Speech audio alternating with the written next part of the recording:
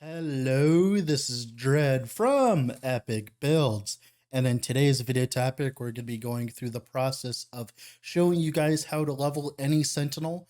So this is going to be a hammer throw Sentinel into Holy Trail all the way up to level 40-ish when you're pretty much done with the campaign. And that's about when you should be going into monoliths. This can be used for any other Sentinel. It doesn't really matter what master. It could be a Void Knight, Forge Guard, or Paladin. Doesn't matter.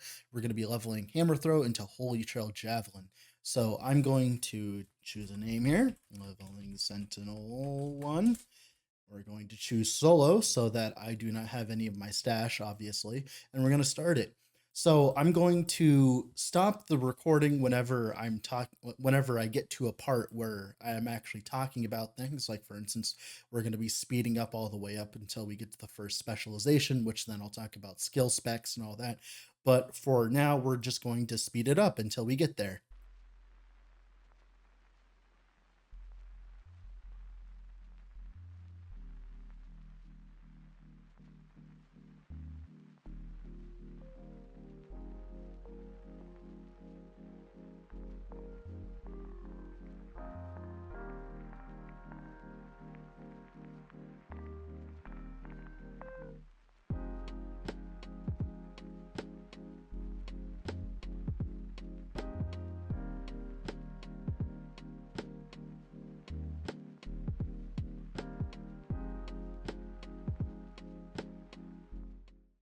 So the first thing we're going to talk about is movement speed. Movement speed is very strong, as the more you get, the faster you go and the quicker your process will go.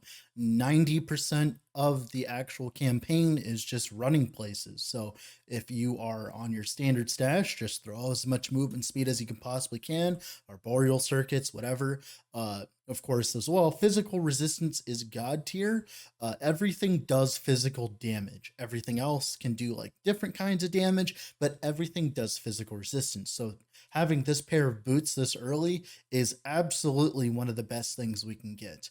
Now, for passives, there will be a planner in the description where it goes over what passives to take at what level, and you can just follow that for what passives to take. It's pretty, self-explanatory, most of them.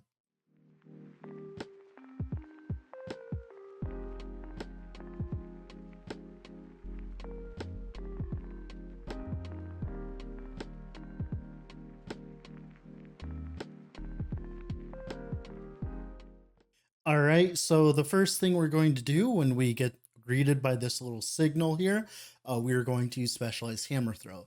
Now, hammer throw is very strong for leveling in the campaign and was the premier way of leveling until Holy Trail came out, which surpassed it. But the problem is we don't get Holy Trail until much later. So we use hammer throw until then. So what we're going to do is we're going to take 1 point travel into winged hammers, 1 point travel into steadfast path, then 1 point to iron spiral. Why this is important is because it makes it so our hammers, they spiral and they can hit bosses multiple times, which super juices our single target, and it also like kind of clears stuff as we run through the mono. And then of course we're going to grab extra projectiles so that we actually throw way more projectiles, and then eventually move into putting points into ballista so that we get the minus mana cost so we can spam out more hammers before we have to spend mana. Now we're going to utilize vengeance on our bar and utilize this note here, time and faith, as it will give us mana back with vengeance, which will help us sustain the cost of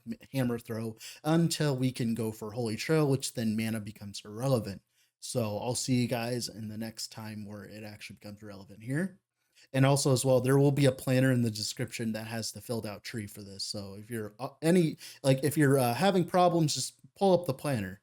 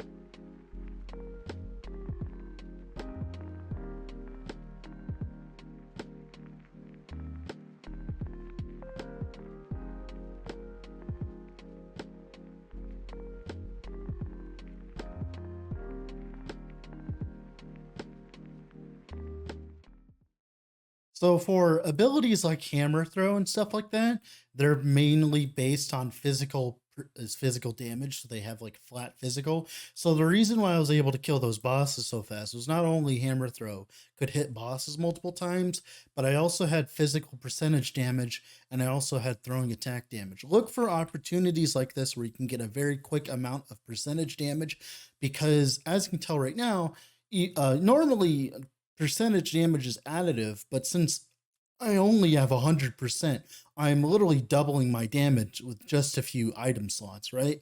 So stuff like that is definitely things you should look out for. Like I said, try to get as much physical resistance as possible, try to get as much movement speed, look for movement speed rings, stuff like that, and you'll be doing very well.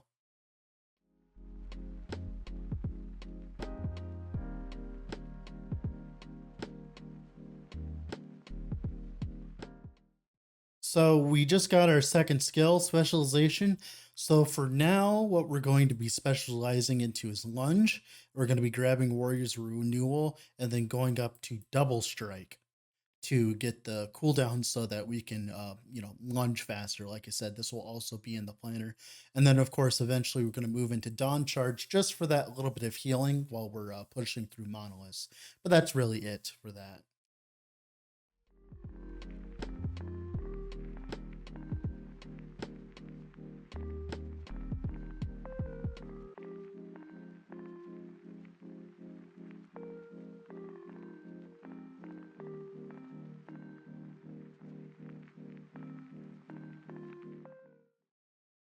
So we drop plus to hammer throw, and I'm just going to simply do this, and we're just going to pretend I didn't get it.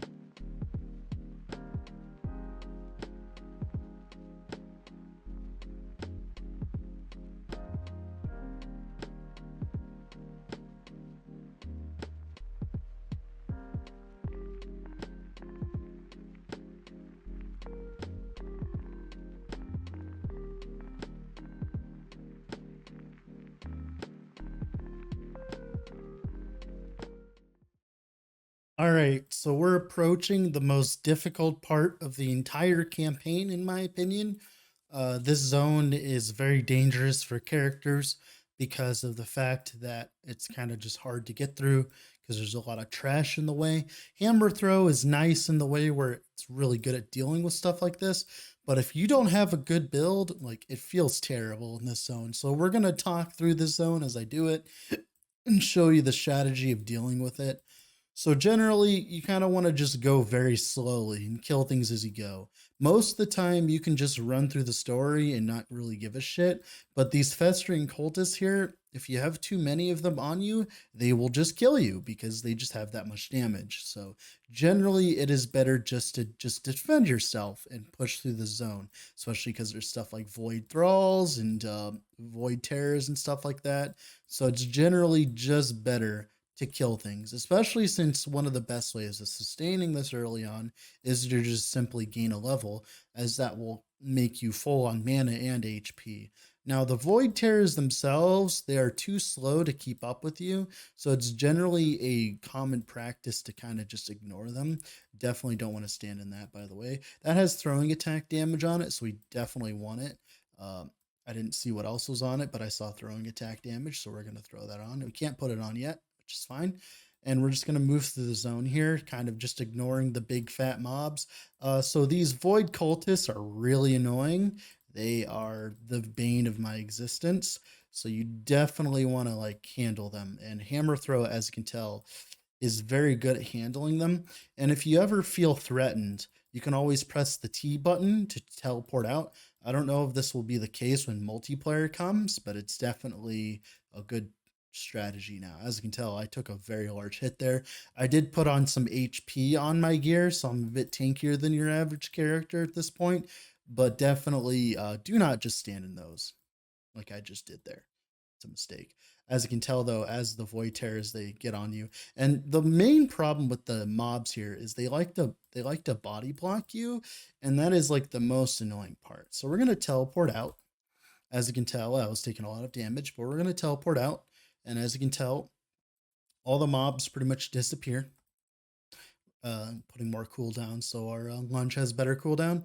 And we're just going to let my HP regen a little bit. You should have a little bit of HP regen thanks to the fact that you're a Sentinel.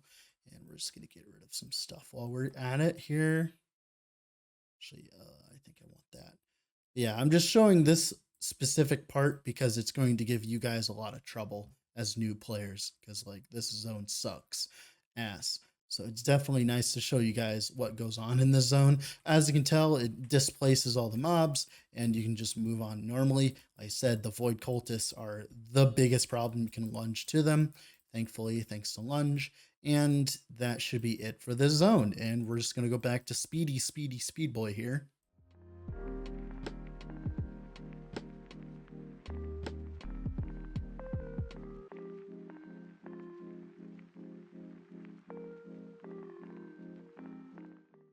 All right. One thing you can look for in the early game is going to be a minus mana cost ring.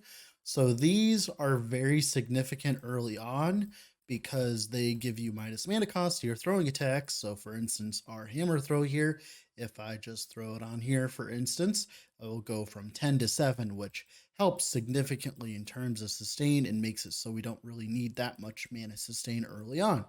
So it's definitely a really good drop that you should be looking for.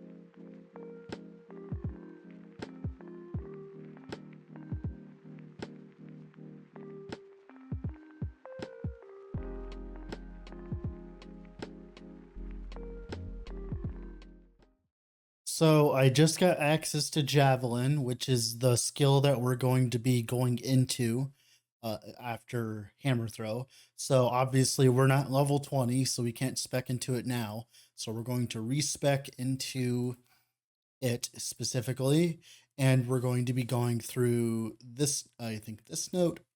Yep, this node, and then this node. We're going to take 2 points travel into Spirit of the Thigh, then 1 point into Holy Trail. Once we do that, we'll be able to just use Holy Trail for the rest of the game, and we can get rid of Hammer Throw, and at that point, we'll be doing plenty of damage. Then, of course, we'll be grabbing Path of Judgment eventually, so that whenever we get any healing effectiveness, it gives us added damage instead. And then, of course, more damage here. So we're actually dealing more damage and then more damage here. And that should carry you for the rest of the game here. So that's what we're going to be doing. So I'm going to keep this in my back pocket for now. And we're just going to swap over to it when we get there. So I'll see you when we get there.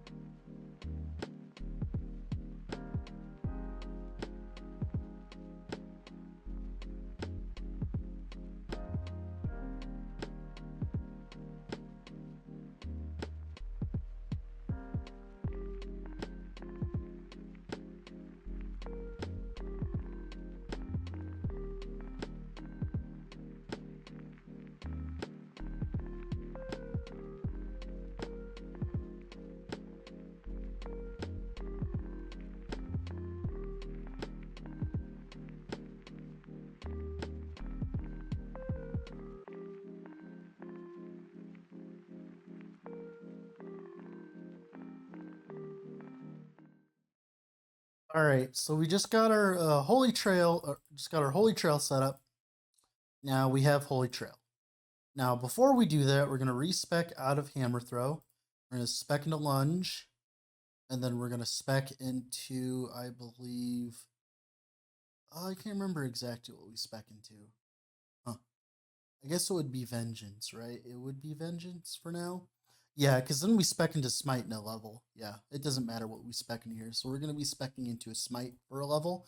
Now, for lunge, like I said, same kind of situation. Just go for the movement speed. Now, Javelin Holy Trail is really strong because it allows us to deal damage as we're moving this like trail, and it makes our leveling very quickly as we don't have to spend that much time dealing with stuff. So we are going to spec into Smite here. And for Smite, we're actually going to go for a Fissure because a Fissure is going to scale pretty much exactly the same way that all of our other stuff is going to do. So we're going to be using Smite instead of that.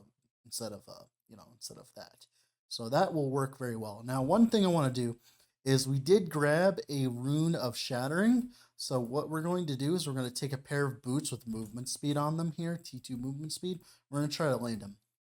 Now, I got movement speed. That means we can upgrade this movement speed, and I can go ahead and upgrade this physical resistance. Generally, you want to be trying to get as much movement speed, like I said, so save your runes of shattering for that specifically. Now, we do have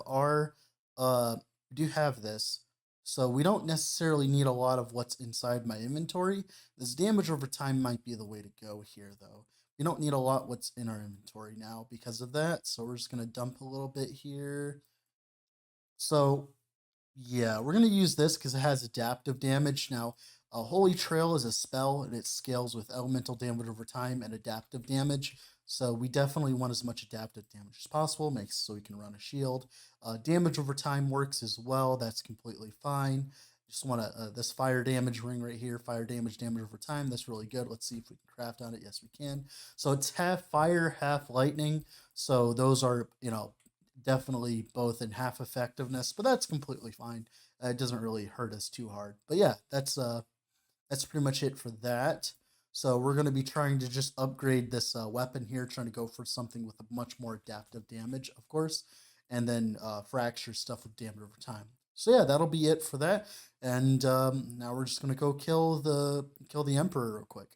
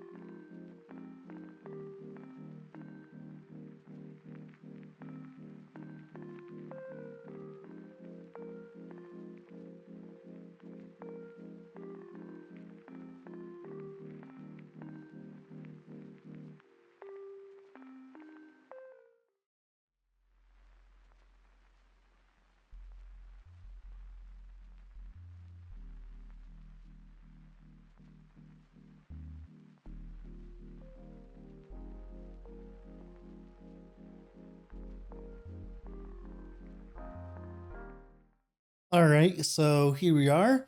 So we just got to the place where we're going to choose our mastery here. So we need to talk to all three of these guys here real quick. Now, what's going to happen is I'm going to choose Forge Guard. The reason why I'm choosing Forge Guard is because it doesn't get any of the benefits of either of these. So this is like as close to a control experiment as we can get. Now, it doesn't matter. If that makes sense. Your mastery for this leveling build does not matter. This build is designed around the fact that you can use it for any mastery all the way up to level 40. Now, now we saved our points here. We're going to be putting some points into, I believe, Devouring Blade here, and we're going to try to get Volatile Reversal. I'll explain why in a moment when we get a level. But yeah, I'll see you guys when we get there. But yeah, this can be used for any mastery. I'm just going to choose Forge Guard because why the hell not? Okay, so we literally just got Volatile Reversal. So what we're going to do is we're going to unspec, I think, Smite here. I'm going to unspec Smite, and we're going to put in Volatile Reversal. The reason why we're doing this is because Volatile Reversal has a lot of overpowered nodes, specifically for damage over time scaling, specifically Time Rifts and Harbinger Dust. So we're going to grab Time Sap first, and then we're going to go for Time Rifts here, which will give us a significant portion of damage over time, which is what we're looking for, and will speed up our bossing a lot. So yeah. So now we're just going to go and continue the story, and I'll talk about when anything else happens. But yeah, pretty much at this point, it's pretty much autopilot at this point. So I will probably be speeding it up much quicker as it's just literally just me going around throwing javelins at everything. So yeah, I'll see you guys there.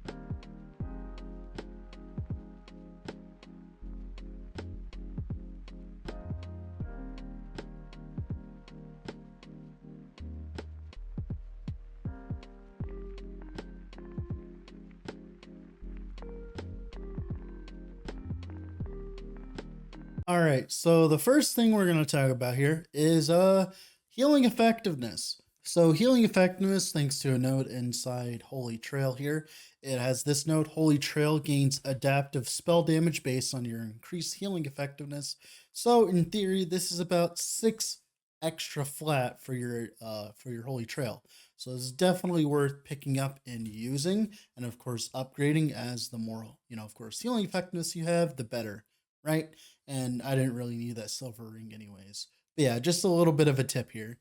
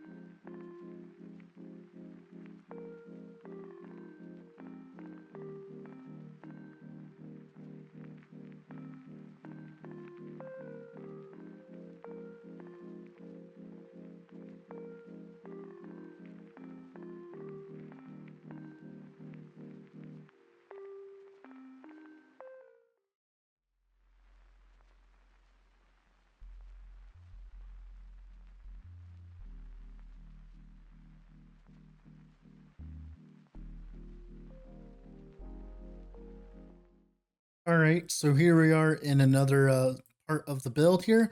I just got access to Sigils of Hope. Sigils of Hope obviously is one of the strongest skills in the entire game currently, so we're going to be swapping over to it, and we're going to be going for, I believe, this on kill, so that as we go through the monoliths, we get it. Now, whenever we want to actually have it, we're going to just simply pop it up and do a reversal trick like you just saw there, and that will just give us a bunch of damage. Later on, we'll grab Decree of Flame for even more flat, and then eventually go into stuff like increased healing, which will give us even more flat, and probably armor and duration. So it's pretty simple with sigils.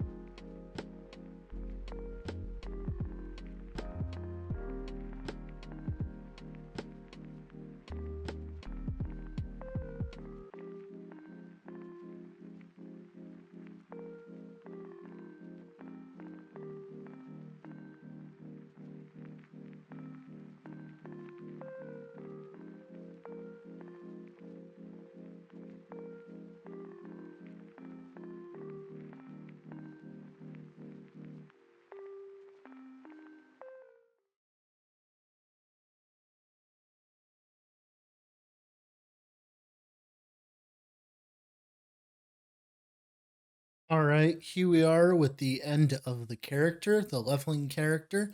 So we are level 40 at the end of it, and we finished all the way to Tomb of Morodatus here. That's pretty much when you have all of the idol slots expanded. As you can tell here, you're just missing a few, which you can just go and do all of the side quests that you've been waiting for, right? You can just go back and do all the side quests and stuff like that. And if you do that, you'll have all of the extra passive points, all the extra idle quests. You won't have much of a problem, and then you can just start doing the Monolith of Fate, which is unlocked by walking over here. Now, you can either do this, or of course, you can always finish the rest of the campaign. You can go ahead and kill Lagan, stuff like that. This build will easily handle it, although for chapter 9 you might have to actually gear a little bit because it's a little bit sketchier, but this build will definitely get you into monoliths very easy. Now, the biggest difference with this build versus other Sentinel builds is, since it's based on spell damage, you just run a wand and a like shield, right? And it feels pretty good. It feels pretty good to level with. Obviously, some people don't like the leveling process, but as you can tell here, we do plenty of damage for 55 monos. Like it's not a problem in the world here. Just simply, we might not be tanky enough to be, well, no, we're tanky enough. It's just like freaking things are in our way. Obviously, we're a Forge Guard. If we were a Paladin, this would be more insanely strong, as we'd have 200% increased damage easily, right? Yeah, as you can tell, even in monos, it feels pretty good to play. No problem there. So literally right at level 40, bam, you're ready to do 58 monos. It's a little bit of a slog sometimes, just because you don't have the all the damage that you would have normally, but like it's not too big of a problem, right? You can still kill stuff. It's fine. Uh, Obviously, it's going to take a while. This is kind of the worst mission to be getting it this early on. It's because these guys' health has so much, like they have so much health. It's ridiculous. Like even like a fully leveled character has problems with these guys with the profane fleshes. But if you get anything other than profane fleshes, you can always just teleport out and redo the actual kind of the mono here, and it won't like penalize you for the reward. You can just do it again, and get a different mission. Usually, you probably usually want to have like stuff like killing Imperial Watchers and stuff like that, and you'll be good to go. Obviously, with a little bit of gear upgrades, like I don't have increased damage on my wand, like I'm not using a good wand. Like for instance, now here's like a good wand with good damage on it, right? That would instantly help a shit ton. You could put in idols. Like this will get you through early monoliths very easy, right? So yeah, that's pretty much it for the build. As you can tell, there will be leveling planners in the description of me going through the stages, and of course there will be timestamps as well. With all that being said, thank you all for watching. Have a wonderful rest of your day wherever you're at, and bye.